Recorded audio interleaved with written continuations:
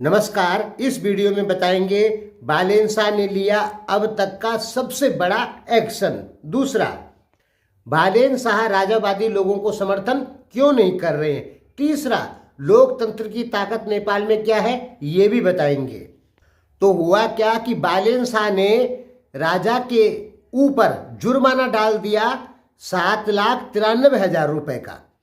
ये इसलिए डाला कि जिस दिन प्रोटेस्ट हुए थे उस दिन थोड़ा उधर तोड़ फोड़ भी हुई है, गंदगी हुई, ये सब मिला जुला के लगभग इतना जुर्माना डाल दिया।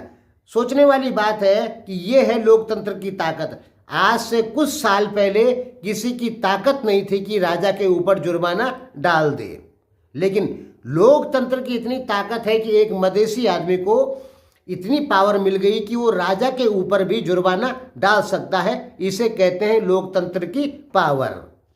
कल्पना कीजिए, आज से 20, 30, 40, 50 साल पहले, 10 साल पहले, 15 साल पहले किसी मदेशी आदमी की इतनी पावर नहीं थी कि वो राजा के ऊपर एक्शन ले ले। दोस्तों, मदेश का मतलब तराईवासी से है मेरा। अब बात करते हैं कि बालेन शाह राजावादियों का समर्थन क्यों नहीं कर रहे हैं। देखिए, बालेन शाह का सपना भी है बड़ा नेता बनने का।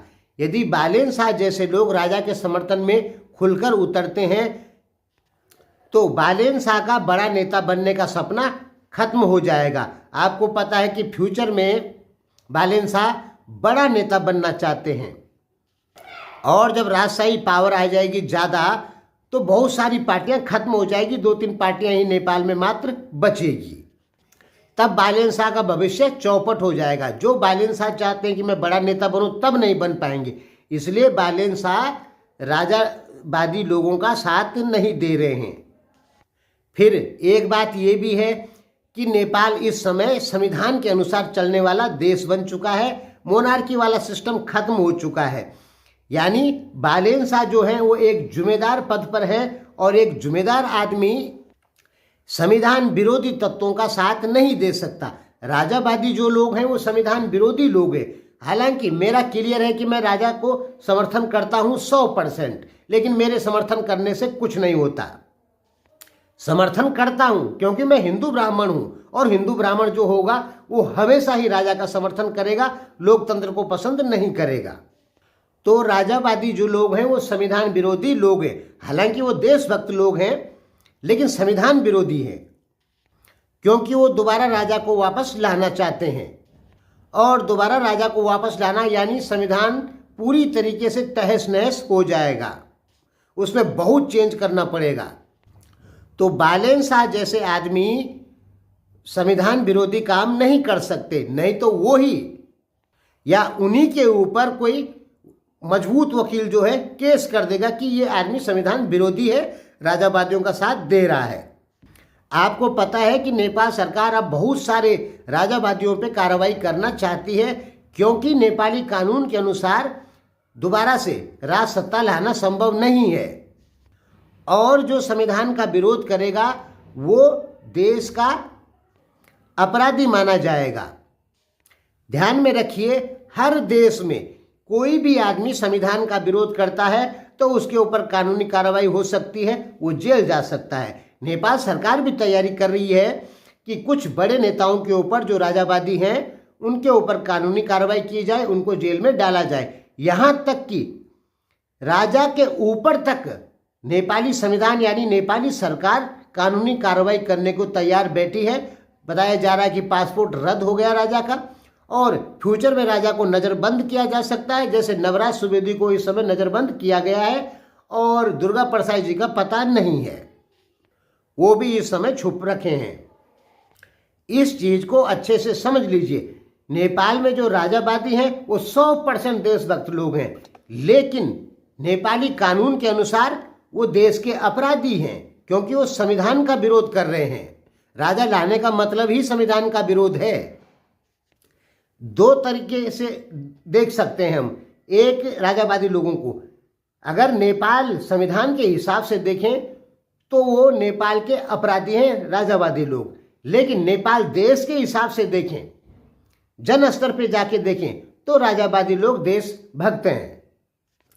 देखिए नेपाल में प्रोटेस्ट जो हुए वो जबरदस्त प्रोटेस्ट हुए हैं, ठीक। अगर इस टाइप के प्रोटेस्ट लगभग 10, 15, 20 और होते हैं तो नेपाल में हंगामा मच जाएगा। वो हंगामा कुछ भी हो सकता है, आपसी युद्ध भी हो सकता है, जिसे हम गृह युद्ध कहते हैं। बालेन शाह का साफ क्लियर है कि वो राजावादी लोगों का साथ नहीं देंगे, कारण बालेन शाह को भी तो बड़ा नेता बनना है। और यदि राजशाही दोबारा से वापस आती है तो बालेन शाह जैसे बहुत सारे नेताओं का कैरियर खत्म हो जाएगा। इसलिए बालेन शाह इस चीज़ को समझते हैं, राजावादी लोगों का साथ नहीं देते हैं। ये कारण तो ये, और दूसरा कारण क्या कि संविधान विरोधी काम बालेन शाह नहीं कर सकते, क्योंकि बालेन शाह के भी बहुत सारे दुश्मन हैं। बालेन शाह के ऊपर ही उनके दुश्मन कानूनी कार्रवाई करवा देंगे। इसलिए बालेन शाह राजावादी लोगों का साथ नहीं देंगे। चलिए अब हमारे व्यक्तिगत विचार कि नेपाल में राजशाही वापस आनी चाहिए या नहीं आनी चाहिए। देखिए, मैं हूँ हिंदू ब्राह्मण, और हिंदू ब्राह्मण लोग जो सही हिंदू ब्राह्मण हैं, कम्युनिस्ट टाइप के नहीं, ब्राह्मण तो प्रचंड जी भी हैं, ओली भी हैं, और भी बड़े बहुत सारे नेता आपके ब्राह्मण हैं, लेकिन वो कम्युनिस्टवादी लोग हैं, ठीक है। कम्युनिस्टवादी ब्राह्मणों को छोड़ दीजिए, जो हिंदू ब्राह्मण लोग हैं वो राजा को चाहते ही चाहते हैं, क्योंकि उन्हें पता है कि राजा एक बार आ जाएगा तो जो ये धर्मांतरण का खेल चल रहा है ये बंद हो जाएगा। नेपाल में बहुत तेजी से धर्मांतरण का खेल चल रहा है। ये भी एक मुख्य वजह है कि लोग राजा को वापस लाना चाहते हैं। भ्रष्टाचार तो है ही है, लेकिन ये जो धर्मांतरण का खेल है ये भी है, जिस कारण लोगों को ये लगने लग गया कि हमारे जो नेता हैं ये हमारे देश को आगे नहीं बढ़ा सकते। प्रचंड जी की आपने एक स्पीच सुनी होगी जिसमें वो कह रहे हैं कि आने वाले 10 साल 15 साल में हम नेपाल को सिंगापुर बना देंगे। ये बहुत पुरानी स्पीच है उनकी, मैंने भी सुनी है और आप लोगों ने सुनी होगी। अब अगर गहराई से आप देखेंगे तो प्रचंड जी ने कुछ भी नहीं किया, यानी 10-15 साल में नेपाल की विकास दर घटी होगी, बढ़ी नहीं। दोस्तों, विकास का मतलब अर्थव्यवस्था से होता है और इनकम पर कैपिटा से होता है, बात खत्म। प्रति व्यक्ति आय बढ़ गई, यानी लोगों के पास पैसा आना शुरू हुआ तो देश धनी हो गया। सरकार के पास पैसा आना शुरू हुआ तो देश धनी हुआ, यानी इनकम पर कैपिटा और जीडीपी, इस दो चीज बढ़ती है तभी कोई देश विकास करता है। तो राजा के समय 80-82 नंबर पे थी नेपाल की जीडीपी, पहले वीरेंद्र राजा के समय में, लेकिन आज 120 नंबर पे पहुंच गई है, यानी कम घटा है नेपाल का जीडीपी, नुकसान हुआ है नेपाल को। तो जो नेपाल के आम साधारण लोग हैं उनको इस चीज का यकीन हो चुका है कि हमारे नेता हमारे देश का विकास नहीं कर सकते, इस कारण वो राजशाही को दोबारा लाना चाहते हैं। ये दो कारण हैं। धन्यवाद। अब राजशाही आएगी कि नहीं आएगी, देखिए जो प्रोटेस्ट किए वो काफ़ी ज़बरदस्त प्रोटेस्ट था। इस टाइप के कुछ और प्रोटेस्ट होते हैं तो संभावना बनती है कि राजा कहीं आ जाए। हालांकि इस समय 75% चांस है कि राजा नहीं आएंगे, 25% चांस है कि राजा आएंगे। इस प्रोटेस्ट से पहले ये था कि राजा आएंगे, मात्र 5-7% का चांस था, लेकिन अब चांस बढ़ गया है, क्योंकि हमने भी देखा नेपाल में बड़े स्तर पे प्रोटेस्ट हुआ है, और इस टाइप के और प्रोटेस्ट होते हैं तो संभावना बनती है कि नेपाल में राजा दोबारा आएंगे। धन्यवाद।